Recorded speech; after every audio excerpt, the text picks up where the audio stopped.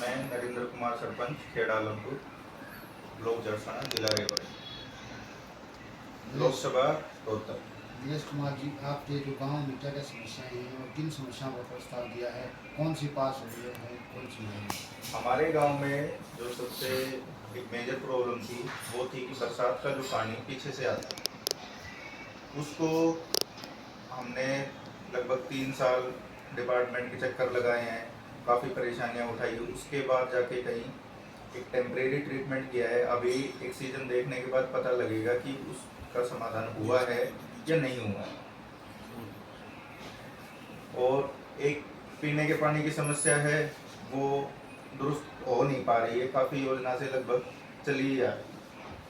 कितने समय से समस्या चल रही है वैसे पीने पानी की, आपने बताइए? पीने के पानी की ये मान के चलो आप लगभग 3 या 4 योजना निकल चुकी है। तो जैसे आता पानी है लेकिन मतलब है ना, ये मान के चले कि हम जितने पॉपुलेशन को मिलना चाहिए एक क्वांटिटी में या मतलब सही मात्रा में, उतना वो पहुंच नहीं पाता है। तो प्रधान जी, क्या समाधान हो सकता है आपके नजरिए से पीने पानी समस्या? कोई समाधान जलघर की कमी है या नहर कमा या तो खेड़ा आलमपुर की एक अलग से बूस्टर बनाया जाए, क्योंकि अभी चंदनवास और खेड़ा का एक ही बूस्टर है। उससे क्या है, 2 गांव के पर्याप्त पानी मिल नहीं पाता है। नहर आती है तो बीच में मतलब नहर का पानी तो टूट जाता है, उसके बाद ग्राउंड पानी चलाते हैं, वो खारी पानी है, तो उससे क्या है, लोगों को पानी मिल नहीं पाता है। गांव की गलियां सब ठीक है। हमने 1 साल में लगभग 11 रास्ते बनवा दिए। सर, जैसे 1.5 साल का लगभग आपका कार्यकाल पूरा हो चुका है। ये 1.5 साल के कार्यकाल की बात करें तो अभी तक आपने गाँव में क्या विकास कार्य करवाए, हमारे दर्शकों को एक बार बताएं। हमने जी लगभग 1 साल के, तो शुरुआत के जो 4-5 महीने हैं वो तो आंदोलन में निकल गए। सभी का पता है कि सरपंच गए हैं, लाठियां भी खाई है। जी जी ठीक है जी। उसके बाद कुछ ई टेंडर से करवाए हैं, कुछ मतलब सरकार ने जैसे 2 लाख से बढ़ा के 5 लाख की लिमिट करवाई, तो उस हिसाब से हमने लगभग 11 रास्ते कंप्लीट करवा दिए। कुछ 1-2 डिस्प्यूट ऐसे थे, कुछ कब्जे का था या कुछ जैसे पहले से किसी का चला आ रहा था रास्ते का। 40 से 50 साल हो गए, 2-3 डिस्प्यूट वो थे, वो निपट पाए। अभी 1 साल में इतना ही होता है, बाकी के अभी जो समय पड़ा है उसमें और काम करवाएंगे। प्रधान जी, जैसे बात करते हैं खेलों की, पहले कहावत होती थी, खेलोगे कूदोगे बनोगे खराब, पढ़ोगे लिखोगे बनोगे नवाब। लेकिन आज विपरीत सी दौरी है, खेलने कूदने से नवाब बनते हैं, पढ़ने लिखने से नवाब बनते हैं। तो 1.5 साल के कार्यकाल के दौरान खेलों को लेकर आपके क्या प्रयास रहे हैं और भविष्य में क्या प्रयास रहने वाले हैं? खेलों को लेके जी ऐसा है, पहले योजनाओं में क्या था कि बच्चों ने जैसे डिमांड रखी थी जी, सभी बुजुर्ग ही सरपंच बने हैं हमारे गांव में। पहली बार एक यंग सरपंच बना है, तो हमने उनकी समस्या को समझा भी है। गांव में 3.5 एकड़ में पंचायती जमीन को हमने जैसे पट्टे को उठाते हैं बुआई के लिए, उसको नहीं छोड़ा हमने। वो हमने लगभग 1.5 साल से बच्चों के लिए खेल ग्राउंड छोड़ दिया है, तो स्टेडियम के लिए स्टेडियम के तौर पर। और हमने आगे डिमांड भी दे दी है। ठीक है, और बच्चों को जो भी खेल से संबंधित सामान की जरूरत होती है वो हम टाइम टू टाइम उनको प्रोवाइड करवाते रहते हैं। सर, बात करते हैं शिक्षा की। शिक्षा का अहम रोल है, तो शिक्षा व्यवस्था कैसी है? सबसे पहले आपसे जानने की कोशिश करें, क्या स्कूल कहाँ तक आपने? हमारे यहाँ पे प्राइमरी तक स्कूल है जी, प्राइमरी तक है। पहले तो आप ग्रेडिंग को लेकर कोई प्रयास रहे हैं आपके? नहीं, यहाँ पे स्ट्रेंथ नहीं है, यहाँ की पॉपुलेशन कम है। कितनी मतलब पॉपुलेशन से यहाँ पर? पॉपुलेशन है यहाँ पे लगभग 1400 1450 की। फिर तो दिक्कत आई, क्योंकि सरकार के जो नॉर्म्स हैं, यहाँ से दूर जाना पड़ता है, बच्चे जाते हैं, 1-2 बच्चे जैसे सड़क हादसे में एक्सपायर भी हो गए। अच्छा जी। हाँ, तो सर, जैसे मतलब आपने बताया कि बच्चे दूर जाते हैं तो आने जाने में दिक्कत का सामना करना पड़ता है, तो यातायात की बात करते हैं। बिल्कुल, क्योंकि यातायात के बगैर तो जो सरकारी स्कूल में जाएंगे तो उनको तो यातायात तो प्राइवेट अपना लेना पड़ेगा। कोई भी मतलब ऐसा घर नहीं है या मतलब है ना, कोई टाटा बिरला नहीं है कि जिनके सबके पर्सनल व्हीकल है जी। सब कोई बसों में लटक के जाते हैं, कोई मतलब है ना प्राइवेट व्हीकल है उनमें हेल्प लेते हैं। अब 1-2 हादसे हुए हैं वो इसी वजह से हुए हैं। ठीक है, नहीं तो मतलब ये है कि जिंदगी बच जाती अगर यहाँ पे स्कूल अपग्रेड हो जाता। तो मतलब जैसे हादसे जो हुए हैं, मतलब बच्चे ही मतलब परमात्मा बचाव रहा है, कुछ मतलब बड़ा कोई हादसा? नहीं जी, एक्सपायर हो गया था। अच्छा अच्छा। हाँ, और एक मेंटली डिस्टर्ब। अच्छा, मतलब सिर में चोट चाट ज़्यादा हेड इंजरी हो गई थी, उसकी वजह से वो मेंटली डिस्टर्ब हो गया। तो सर, जैसे चिकित्सा की बात करते हैं, चिकित्सा व्यवस्था गांव में कैसी है? मेरे हिसाब से कहीं ना कहीं पर जैसे सरकार के नॉर्म्स के जो जनसंख्या है, तो एक चिकित्सा भी आड़ी आती होगी जो, क्योंकि चिकित्सा आप चाहते हुए भी नहीं दे सकते। जो सरकारी टाइमिंग के हिसाब से जो ये इंजेक्शन या मेडिसिन जो प्रोवाइड करते हैं आंगनवाड़ियों में, उसको लेके कोई खास हेल्प नहीं मिलती है ना ही यहाँ पे जो प्राथमिक केंद्र है शिक्षा का वो गुरावड़ा में है, यहाँ से 5 किलोमीटर दूर। जी। तो वहाँ जाने की बजाय वहाँ पे भी मतलब उतनी सुविधाएं नहीं है, सब रेवाड़ी जाना पसंद करते हैं। अब हम तो टाइम टू टाइम ये है कि लगभग महीने में 2 या 3 बार प्राइवेट हॉस्पिटलों के कैंप लगवा रहे हैं। कल भी एक कैंप है, उसमें प्राइवेट हॉस्पिटल वाले आएंगे, वो डॉक्टर इतना अच्छा है, वो मेडिसिन भी फ्री में दे के जाता तो है। किस तरह के कैंप जैसे लगवाते हो, सर आँखों के कैंप लगवाते हो नहीं, या? सभी बीमारियों के। अच्छा जी, मल्टी कैंप लगवाते हाँ, मल्टी स्पेशलिस्ट आके बैठते हैं। मेनली SGT चंदू बुडेड़ा है हॉस्पिटल, उनके मल्टी स्पेशलिस्ट डॉक्टर आते हैं जो पेशेंट को देख के जाते हैं।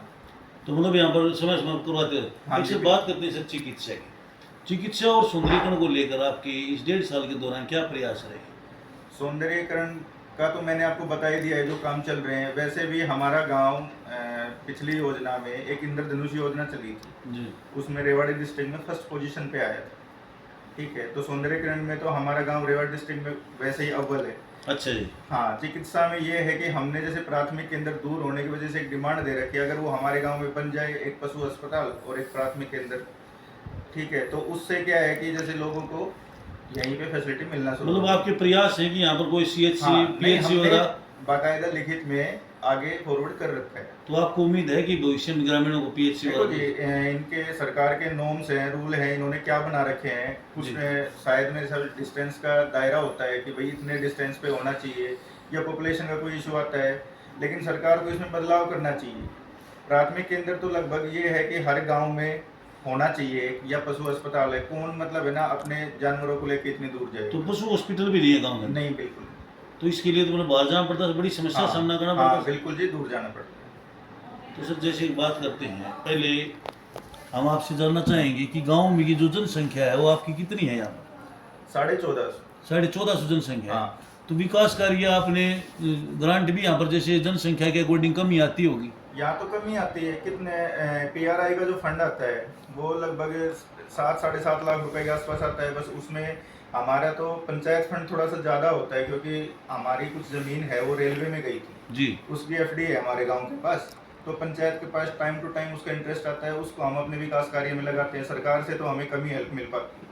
मतलब विकास कार्य सुचारू से हो जाते हैं सर, जैसे जो रेलवे में जो जमीन गई है जितना होना चाहिए वो नहीं हो तो पाता। एक सरपंच है, कोई ऐसा सरपंच आए जो काम करवाना चाहे, लेकिन उसके पास रिसोर्सेज कम है जी। तो फिर वो काम मतलब है ना, कहाँ तक एक लिमिट है, वो अपनी पॉकेट से तो कोई करवाएगा नहीं। बिल्कुल बिल्कुल सर। हाँ, एक सर हमारे चैनल के माध्यम से युवाओं को क्या संदेश देना चाहोगे? जैसे चुनाव भी नज़दीक हैं, तो आसपास की जो आपके गांव के जो ग्रामीण है या क्षेत्र के जो लोग हैं, क्या संदेश देना चाहोगे? चाहे मेरे गांव का हो या फिर मेरे लोकसभा का हो या कोई इंडिया का नौजवान हो, मैं तो जी। सबको ये कहूँगा जो रोजगार दे, एक आम जनता की भावना को समझे, ठीक है, राष्ट्र हित में भी जाओ, ठीक है, लेकिन सबको एक बराबर नज़र से देखो, ऐसे हित को सोच के तब मतदान करें।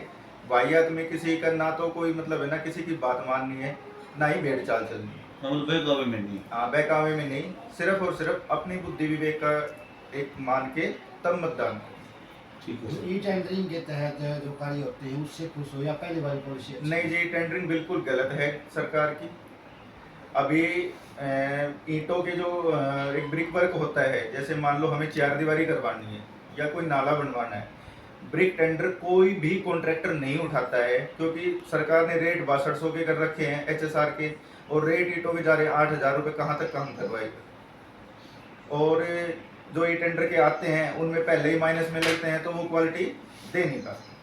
कहीं ना कहीं इसमें खामियां हैं। बिल्कुल खामियां हैं जी, और सरकार को बदलाव करना चाहिए। एक अभी जैसे चुनाव का समय आया हुआ है और इलेक्शन कमीशन ने एक नियम निकाला कि जो 85 साल से ऊपर के बुजुर्ग हैं उनको घर बैठे मतदान देने का, तो क्या ये सही है या?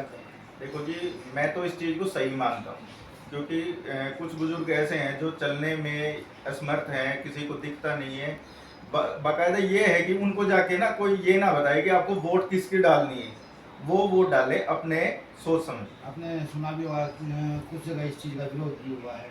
हाँ, बिल्कुल हुआ हुआ भी, क्योंकि जो चुनाव आयोग के जो बंदे आते हैं, देखो हमारे गांव में तो ऐसा कुछ नहीं हुआ है, बाकी मैंने भी कहीं सुना है कि शायद मतलब है ना एक पार्टी विशेष का मतलब है ना मतदान करवाते हैं। तो उस चीज में तो देखो एक ग्रामीण है या कोई भी है वो ऑब्जेक्शन करेगा, और ये गलत भी है। फिर उस अगर उस नजरिए में देखें अगर एक पारदर्शी तरीके से किया जाए, पारदर्शिता देखें तो ये है कि एक गाड़ी लगा सकते हैं दिन के दिन, जो मतलब है ना मतदान केंद्र पे ही जाके वोट डलवा सकते हैं, या ईवीएम ऐसी है कि जो मतलब है ना एक रूम से बाहर निकल के आ जाए, जब ईवीएम घर तक पहुंच सकती है तो रूम से बाहर भी आ सकती है या गाड़ी तक भी पहुंच सकती है।